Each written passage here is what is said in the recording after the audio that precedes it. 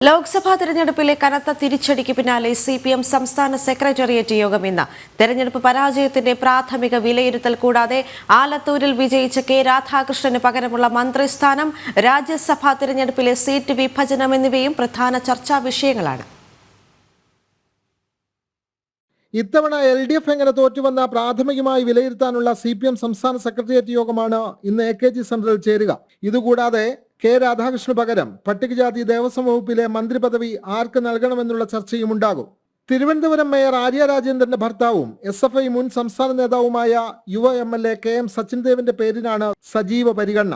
സംവരണ വിഭാഗത്തിൽ നിന്ന് തന്നെയുള്ള OR കേളു, K ശാന്തകുമാരി എന്നിവരുടെ പേരുകളും ഉയരുന്നുണ്ട്. ഇതുകൂടാതെ രാജ്യസഭാ സീറ്റിൽ CPI, Kerala Congress M, RJD, NCP പാർട്ടികൾ തമ്മിലുള്ള തർക്കവും എങ്ങനെ പരിഹരിക്കുമെന്ന ആലോചനയും യോഗത്തിലുണ്ടാകും. ഉപതെരഞ്ഞെടുപ്പിന് കളമൊരുങ്ങുന്ന പാലക്കാട്, ചേലക്കര നിയമസഭാ മണ്ഡലങ്ങളിലെ CPM സ്ഥാനാർത്ഥി ആരെന്ന കണ്ടെത്തലും അനിവാര്യമാണ്. രാവിലെ 10-ന് ചേരുന്ന യോഗത്തിൽ സംസ്ഥാന സെക്രട്ടറി MV ഗോവിന്ദൻ, മുഖ്യമന്ത്രി Pinarayi Vijayan, LDF convener EP Jayarajan തുടങ്ങി പ്രമുഖ നേതാക്കളെല്ലാം പങ്കെടുക്കും. ജനം, തിരുവനന്തപുരം.